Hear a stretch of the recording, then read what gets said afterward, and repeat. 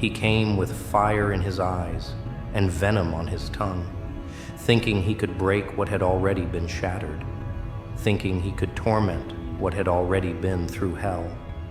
They sent him, the devil himself, wrapped in shadows, dripping with menace, expecting me to kneel, to cower, to beg. But something strange happened, something none of them saw coming.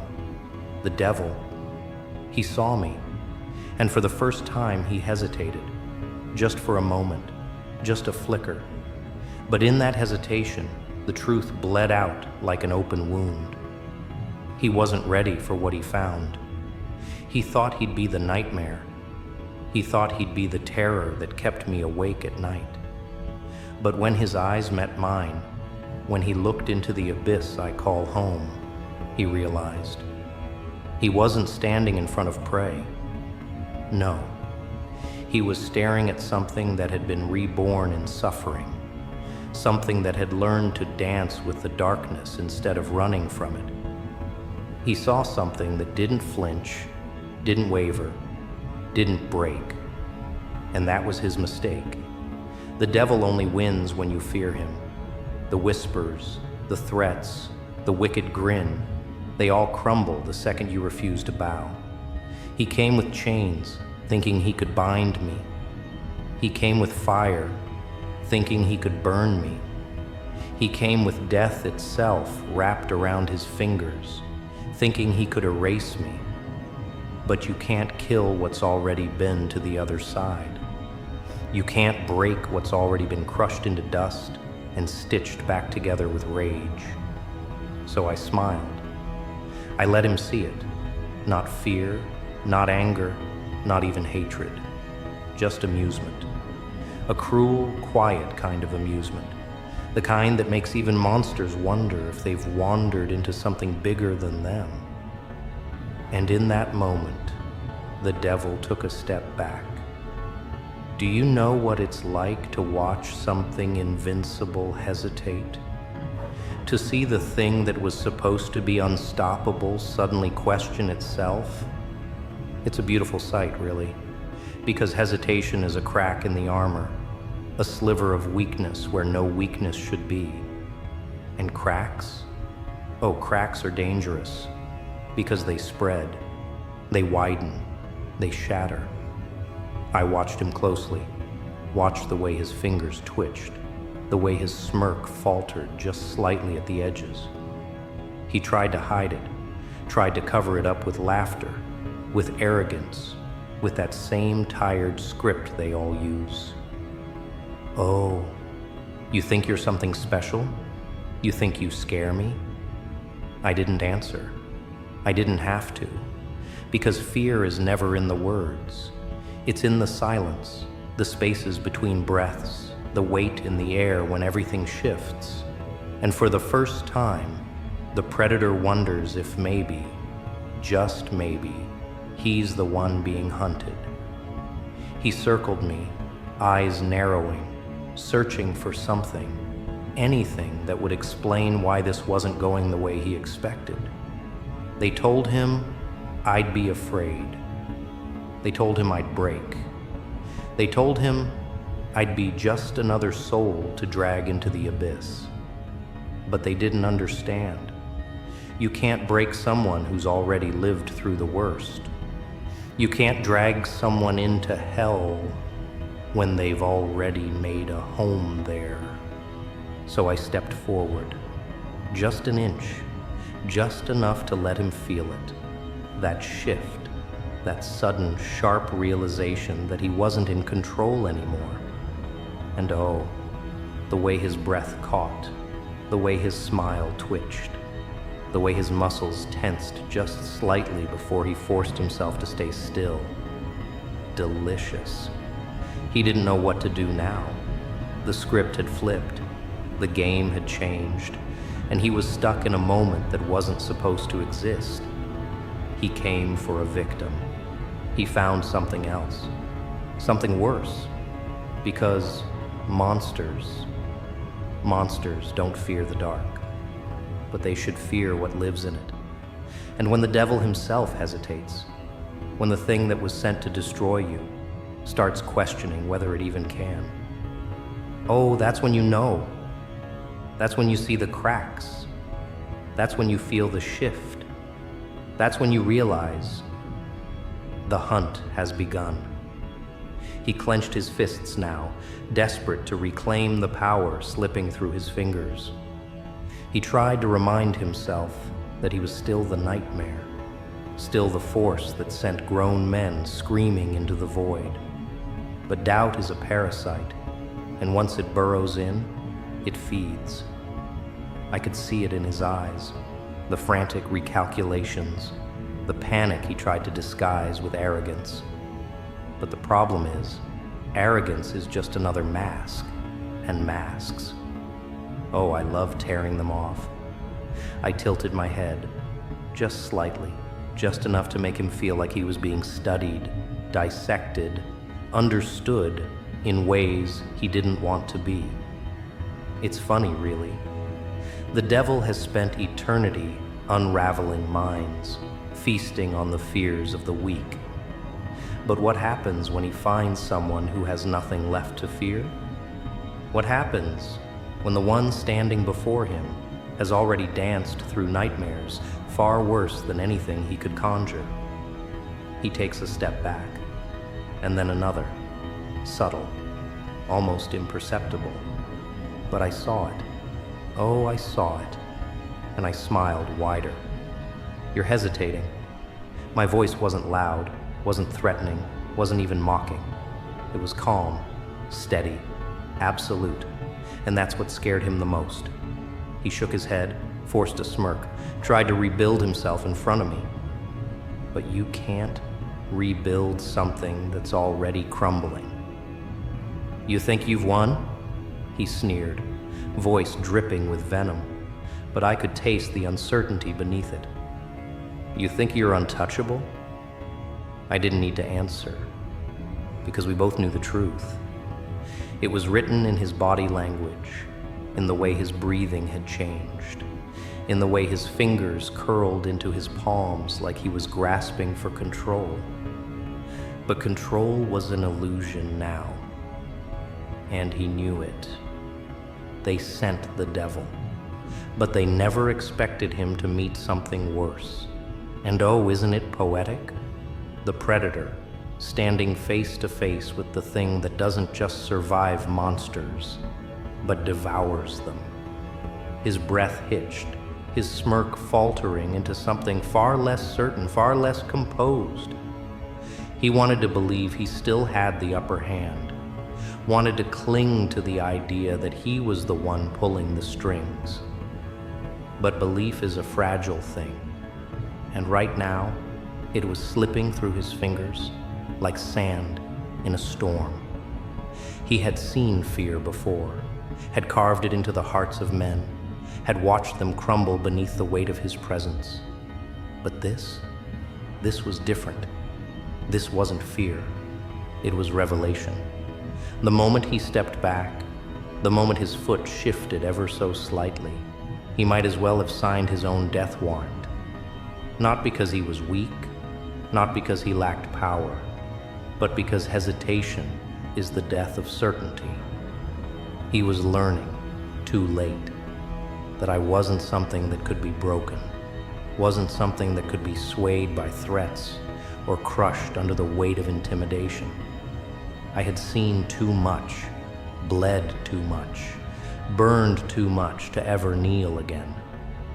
I watched him with an amusement that made his skin crawl, that stripped away every illusion of control he still desperately clung to. He had arrived with the intent to consume, to destroy, to make an example out of me.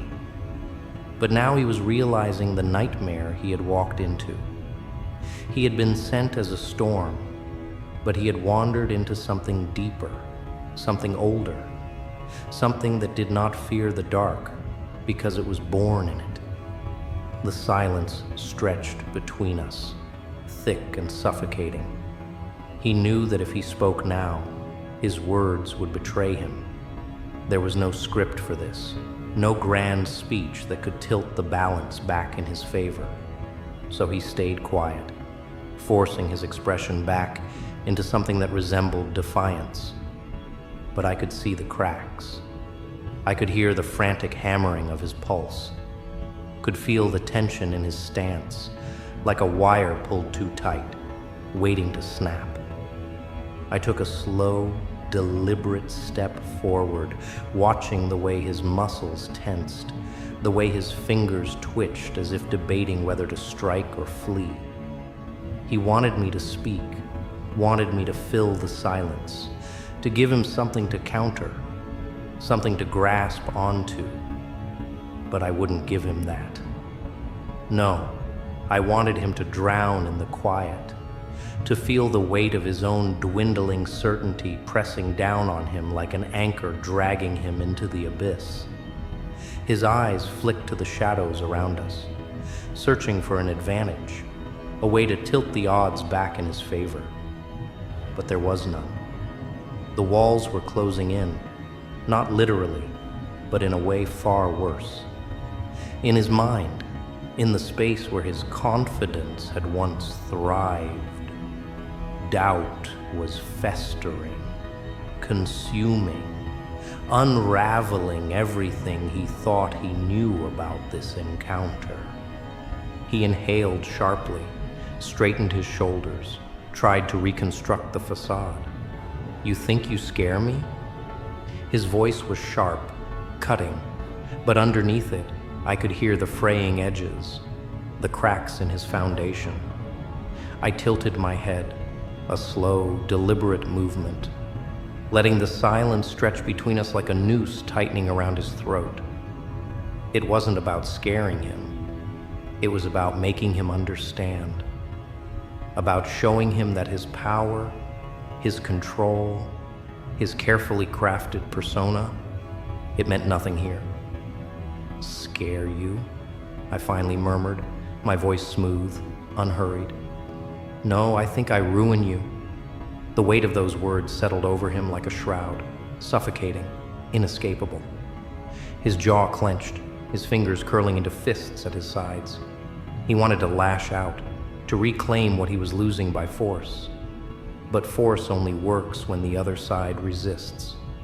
And I had no intention of fighting his battle on his terms. I took another step forward, slow and measured, watching the way his body betrayed him with every breath, with every twitch of his fingers, with every glance that lingered just a little too long on the nearest exit. He didn't want to be here anymore. That much was clear. But he couldn't leave. Not yet. Not without trying to salvage whatever dignity he had left.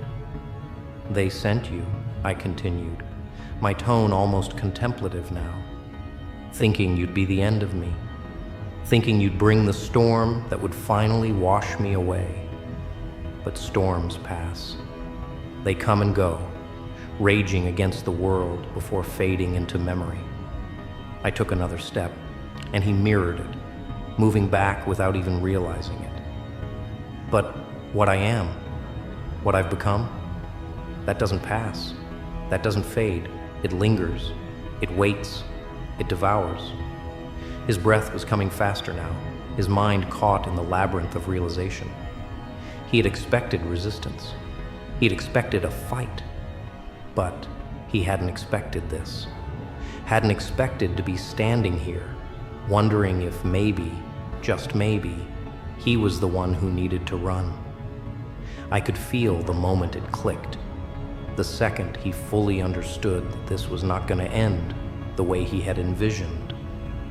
His fingers twitched again, his gaze flicking toward the darkness behind me, as if hoping to find some unseen force waiting to intervene on his behalf.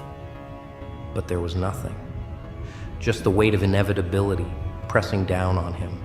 Just the cold certainty that no help was coming. I exhaled, a slow, steady breath, and watched him flinch at the sound. "Tell me," I murmured, taking another slow step forward, watching as he instinctively stepped back again. the movement no longer something he could control. What happens when the nightmare finally meets something it fears? He didn't answer. He couldn't. I smiled then, not a grin, not a sneer, but something worse, something colder, something that let him know, without a single doubt, that the game was over, because hesitation is the first sign of a crumbling empire. And he had already started to fall. His silence was a confession. He didn't need to say it. I could see it in the way his chest rose and fell, in the way his throat bobbed as he swallowed the weight of something he had never known before. He had walked in believing himself untouchable, but now he stood on the precipice of understanding. Too late, too little, and yet utterly undeniable. He shifted his stance, but it was no longer the posture of a man in control. It was the stance of someone who had wandered into a place where the rules didn't apply, where the old gods of fear and power no longer held dominion. He had spent his life being the nightmare that haunted others, never once imagining that there might be something darker lurking just beyond the edges of his own shadow. But that realization was dawning now, creeping in like a sickness he couldn't shake. I could feel the moment he finally understood. It wasn't just fear, it was recognition. A deep, primal understanding that what stood before him wasn't prey, wasn't just another victim to be toyed with. He had been sent to extinguish something. Instead, he had found a fire that didn't burn out. It only consumed. He exhaled sharply through his nose, a short, bitter laugh that held no real amusement. "They told me you'd be dangerous," he muttered, almost as if speaking to himself. "But this is something else." I let the words hang in the air, let them settle deep into the marrow of his realization. He had been briefed, warned, assured that he was walking into a fight he could win. But there's a difference between hearing stories and standing in the presence of something real. His fingers flexed at his sides, hands twitching with indecision.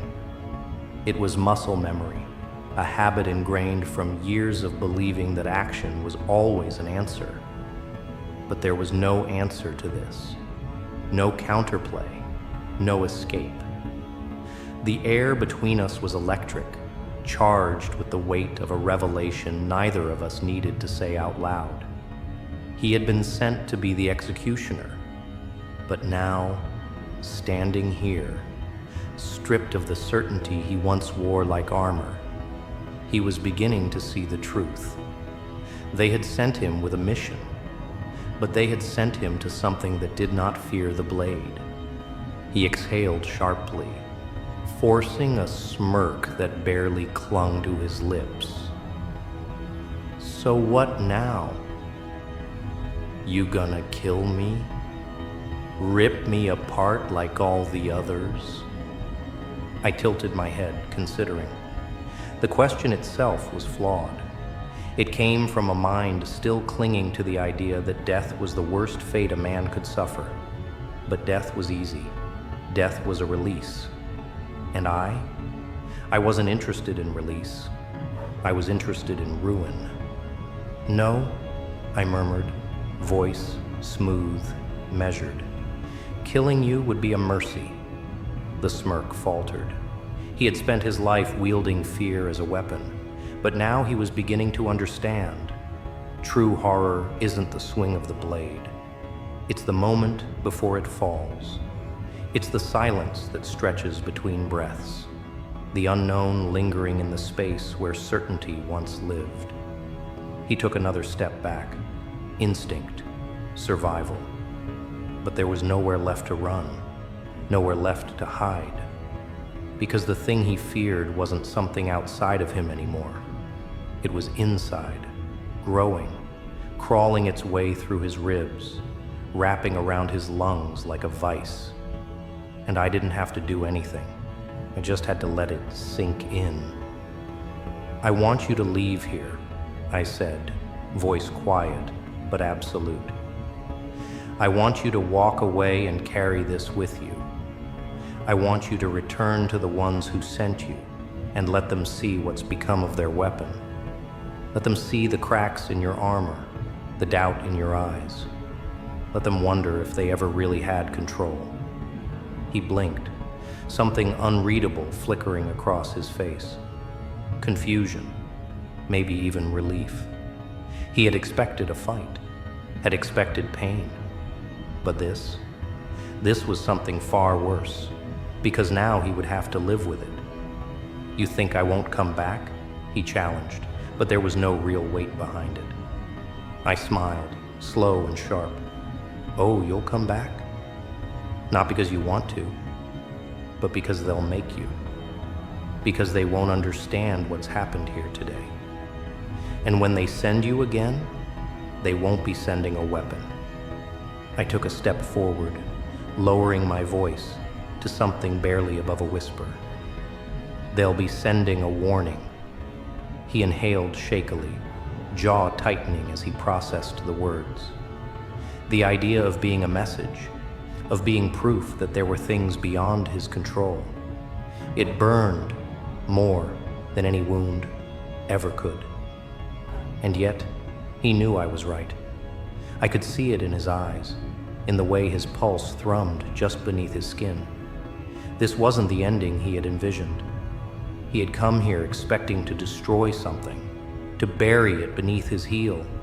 Instead, he had been unmade, not with violence, not with rage, but with something far worse, understanding.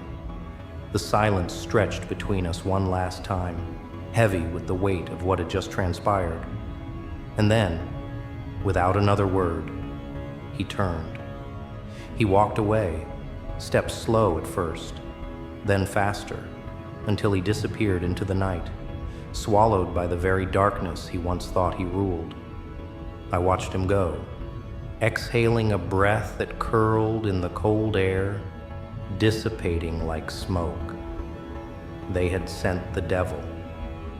And now he would have to return to them and confess the truth.